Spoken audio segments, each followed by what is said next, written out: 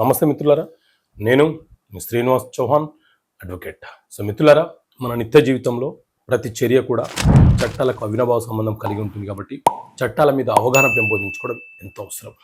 ఈ వీడియోలో నేను రాసిన పుస్తకంలోని ఒక అంశాన్ని విశదీకరించే ప్రయత్నం చేస్తాను. సో ఈ పుస్తకం చట్టపరమైన సమస్యలకు పరిష్కారాలు అనే పుస్తకం. ఈ పుస్తకంలో ఒక ప్రశ్న ఏంటి అని అంటే, తండ్రి చేసిన అప్పులకు వారసులు అతని యొక్క కుమారులు లేకపోతే కుమార్తెలు ఆ అప్పులకు బాధ్యులు అవుతారా? ఏ నిష్పత్తిలో బాధ్యులు అవుతారు?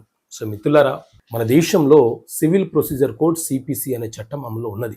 ఏదైనా ఒక సివిల్ వివాదము ఇద్దరు వ్యక్తుల మధ్య లేకపోతే రెండు సమూహాల మధ్య సంభవిస్తే ఆ సమస్యను సివిల్ న్యాయస్థానము ఏ రకంగా పరిష్కారం చేయాలో తెలియపరిచే చట్టమే ఈ సివిల్ ప్రొసీజర్ కోడ్ సిపిసి అనే చట్టం. ఈ సిపిసి చట్టంలోని సెక్షన్ 50 ఏం చెప్తుంది అంటే, ఒక తండ్రి అప్పులు చేసి మరణిస్తే ఆ అప్పులకు అతని యొక్క కుమారులు కూడా అలాగే కుమార్తెలు కూడా బాధ్యులే.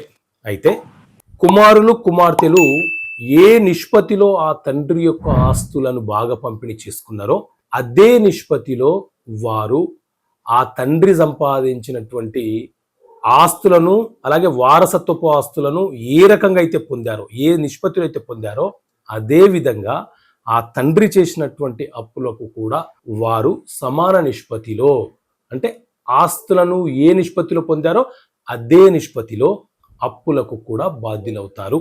ఒకవేళ మేము ఆ అప్పులకు బాధ్యులము కాదు, మేము తీర్చము అంటే అప్పిచ్చిన వ్యక్తి చనిపోయిన వ్యక్తి యొక్క పిల్లలు ఎవరైతే ఉన్నారో వాళ్ళ మీద మనీ రికవరీ సూట్ ఫైల్ చేస్తూ వాళ్ళను పార్టీగా పెట్టి వారికి కోర్టు నుంచి సమన్లు నోటీసులు పంపించవచ్చు. సో ఇలా ఈ రకమైనటువంటి అంశాలను ఈ పుస్తకంలో విశదీకరించాను.